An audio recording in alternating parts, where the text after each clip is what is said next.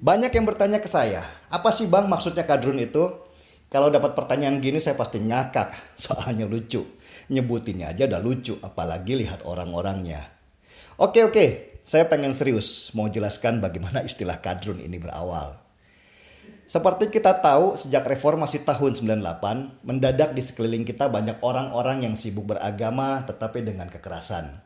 Mereka bahkan dengan teganya mengucapkan kalimat Tuhan Maha Besar dengan melakukan pengrusakan di mana-mana. Dan ciri mereka rata-rata sama, berpakaian gamis dengan cengkok bicara yang ke-Arab-Araban. Jenggotnya ada yang tebal, ada yang panjang, tapi ada juga yang cuma selembar. Mereka rata-rata fanatik, kurang pintar, dan selalu menganggap dirinya paling benar. Makin kesini mereka makin brutal. Apalagi di masa pemerintahan Jokowi, kelompok yang berbaju agamis ini kelihatan sekali dikendalikan oleh kelompok politik yang di belakangnya ada mafia yang rela mengucurkan dana besar-besaran untuk menekan pemerintahan melalui aksi massa. Dan masalah besar lainnya adalah kelompok seperti ini selalu mengatasnamakan umat Islam. Mereka seolah-olah mewakili agama Islam dalam melakukan kerusakan, sehingga nama Islam tercoreng di mana-mana sebagai agama yang bodoh dan barbar seperti mereka. Tentu ini membuat banyak orang yang beragama Islam seperti saya tidak sudi disamakan atau berada satu barisan dengan mereka. Enak aja. Kita ini Islam moderat yang ramah dan menjunjung tinggi Nusantara dengan segala keragamannya. Kita beragama dengan akal, bukan dengan doktrin dari ustadz-ustadz palsu yang penuh kepentingan dan suka mengkapitalisasi kebodohan. Nah, karena itu kelompok orang yang beragama Islam moderat ini mencoba memisahkan mana emas dan mana kotoran. Jangan sampai ada kelompok-kelompok yang mengklaim agama Islam dan mereka pakai sesuai kepentingan mereka. Dan akhirnya sesudah perdebatan yang cukup panjang di media sosial dengan nama-nama yang unik untuk mereka, terpilihlah istilah kadrun sebagai sebutan yang ikonik dan mudah diingat. Kadrun itu singkatan dari kadal gurun, seekor kadal yang hidup di Timur Tengah di padang pasir. Dia selalu sembunyi di dalam pasir, mengintip-intip situasi dan baru keluar kalau ada nasi bungkus. Makanan. Mirip kan? Saya juga baru tahu, ternyata oleh orang-orang Arab sendiri, kadal itu dimakan. Dagingnya katanya enak, meskipun saya pasti geli kalau disuruh mencoba. Dan akhirnya, karena banyak kemiripan antara kadal gurun di Arab sana dengan kadal gurun yang banyak di sini, akhirnya istilah itu populer. Dan dengan populernya istilah itu, maka terpisahlah antara agama Islam dengan orang yang memanfaatkan agama Islam untuk kepentingan politik kelompoknya. Seperti waktu Pilpres kemarin, di mana sekelompok kadal gurun bisa bermutasi jadi kampret ketika ada maunya. Stigmatisasi ini sangat penting karena di banyak negara model-model seperti kadal gurun ini berkembang dan mereka mengatasnamakan Islam. Dan yang mereka lakukan membangkitkan kebencian terhadap agama Islam sehingga muncul istilah Islamofobia.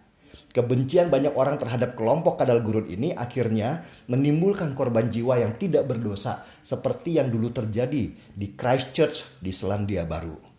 Jadi sudah paham kan kenapa istilah kadal gurun itu harus ada? Ini bukan mengkotak-kotakan anak bangsa, tetapi sebuah simbol penting yang harus dilakukan supaya tidak ada kelompok apapun yang bisa mengatasnamakan agama yang suci untuk kepentingan jahat mereka. Jadi buat Anda yang merasa sebagai kadrun, bertobatlah kawan. Islam itu agama damai. Seharusnya menjadi rahmat bagi semesta alam sesuai apa yang diusung oleh Nabi Muhammad SAW. Jangan pernah memfitnah beliau dengan menampilkan kekerasan mengatasnamakan ajaran yang beliau bawa. Kalau itu yang kalian lakukan, catat ya, saya dan banyak orang yang beragama Islam lainnya akan melawan kalian. Karena kalian harus dilawan. Kalau kalian berkembang, kalian akan membawa kehancuran untuk negeri tercinta ini yang didirikan dengan keragaman dalam simbol Bhinneka Tunggal Ika. Kalau sudah paham, mari seruput kopinya.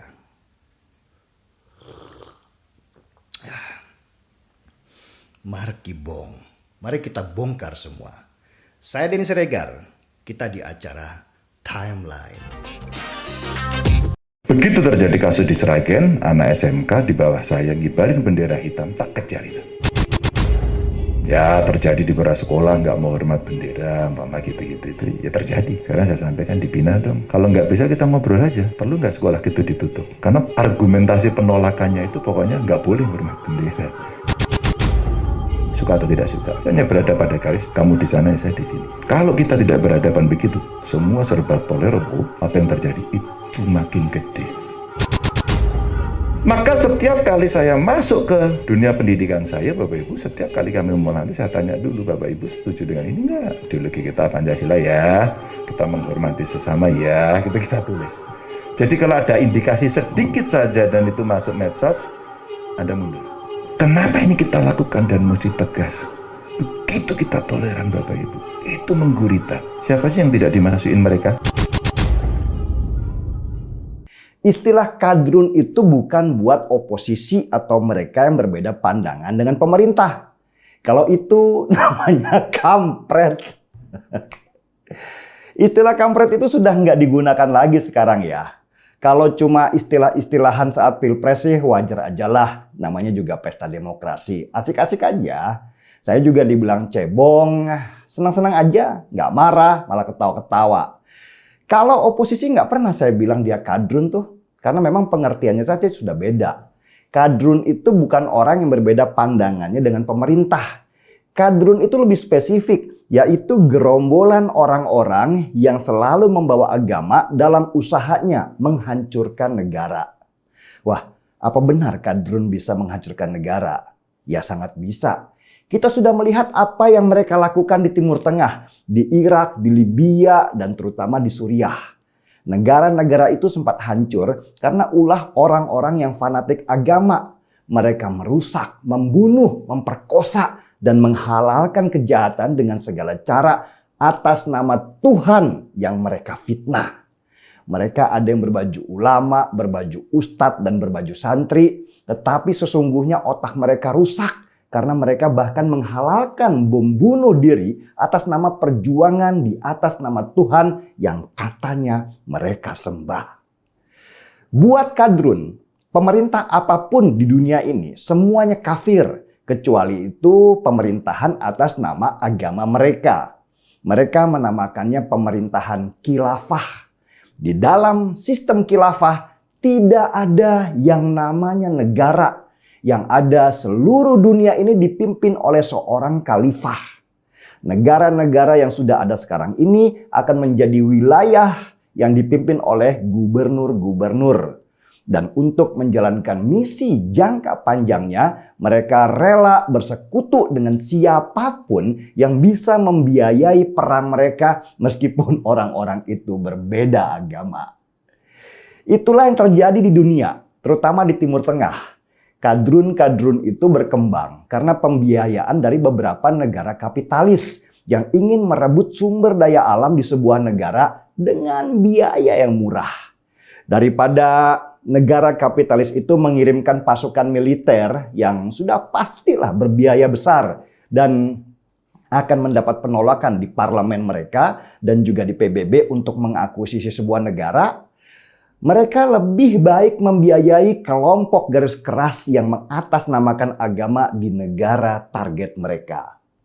Pembiayaan itu mulai dari uang sampai senjata. Dan negara kapitalis menganggap apa yang mereka lakukan itu sebagai sebuah investasi. Terus apa keuntungannya buat mereka? Keuntungan besarnya adalah penjualan minyak dan hasil tambang dari negara yang mereka target. Ketika kadrun-kadrun yang sudah mereka biayai itu berhasil menguasai sebuah ladang minyak, kelompok investor dari negara kapitalis inilah yang mendapat konsesi dari penjualan minyaknya. Dan menariknya, kelompok investor asing ini mendapatkan dua keuntungan. Keuntungan pertama, dari kadrun-kadrun itu ada barter senjata dengan minyak misalnya. Sedangkan keuntungan kedua, negara yang diserang oleh kadrun-kadrun bersenjata itu akan meminta perlindungan ke negara kapitalis itu. Maka negara kapitalis itu akan membangun pangkalan militer di sana dengan biaya yang dibebankan ke negara yang minta dilindungi. Nah, biasanya selain dapat uang keamanan, negara kapitalis itu juga mendapatkan konsesi minyak. Gila kan? Kanan kiri dapat. Negara kapitalis itu untung dari berbagai sisi. Yang kalah ya negara yang mereka rusuhi. Jadi bahayanya kadrun itu bukan saja karena mereka fanatik terhadap agama, tetapi kefanatikan mereka itu menjadi senjata yang membawa kerusakan yang luar biasa.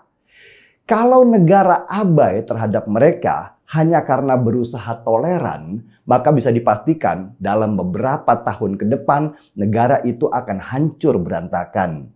Dan pada akhirnya harus meminta perlindungan kepada negara kapitalis dengan barter minyak atau hasil tambang. Mulai paham kan? Kadrun itu siapa? Bukan, kadrun itu bukan mereka yang berbeda pandangan politik dari pemerintah sekarang. Kadrun itu jauh lebih ganas dari itu. Nah, kenapa mereka harus dipanggil kadrun? Bukankah itu stigma jelek yang membuat bangsa ini terpecah belah? Catat ya. Sebelum ada istilah kadrun, kelompok garis keras fanatik itu selalu mengklaim kalau mereka itu mewakili umat Islam. Ini bahaya karena nggak semua umat Islam itu seperti mereka. Ketika kadrun membom sebuah gereja, mereka mengatasnamakan umat Islam. Ketika mereka membunuh orang, mereka mengatasnamakan juga umat Islam. Ketika mereka membuat kerusuhan, mereka bilang ini bagian dari perjuangan umat Islam. Klaim-klaim umat Islam yang dilakukan oleh kadrun-kadrun itu berbahaya buat negeri ini. Kalau dibiarkan, bisa saja agama lain akan menganggap kalau umat Islam itu memang barbar, suka bunuh orang, suka bom bunuh diri, dan lain-lainnya. Ini fitnah yang luar biasa terhadap umat Islam yang mayoritas adalah moderat. Karena itu, kelompok garis keras fanatik yang suka kekerasan ini harus dipisahkan dengan agama Islam. Itulah kenapa mereka akhirnya dinamakan kadrun. Supaya agama lain tahu bahwa yang mereka lakukan tidak mewakili agama Islam. Tetapi mereka yang mengatasnamakan Islam untuk kepentingan agenda politik mereka. Stigma terhadap kadrun itu penting dan harus terus-menerus disuarakan. Ini bukan untuk memecah belah, tetapi justru untuk mempersatukan bangsa yang orang-orangnya berbeda agama. Kadrun adalah kadrun. Kadrun bukan bagian dari sikap umat Islam meski mereka beragama Islam. Biar jelas seperti terpisahnya air dan minyak. Oke, sudah paham kan? Kadrun adalah kelompok intoleran. Mereka tidak bisa diperlakukan dengan toleran. Karena 10 tahun pemerintahan SBY, ketika kadrun diperlakukan dengan sangat toleran, mereka menyusup kemana-mana dan menggurita ke pendidikan, ke institusi TNI dan Polri, ke dalam rumah tangga, sehingga orang awam yang dulunya toleran berubah menjadi zombie, mayat hidup yang tidak berakal dan kerjaannya merusak apapun yang ada di sekitar. Dan melawan kadrun dengan segala aksi propagandanya adalah dalam rangka membela negara. Karena mencintai tanah air adalah ibadah sebagian daripada iman. Setuju? Markidrun, mari kita lawan kadrun. Saya Denny Siregar, kita di acara Timeline.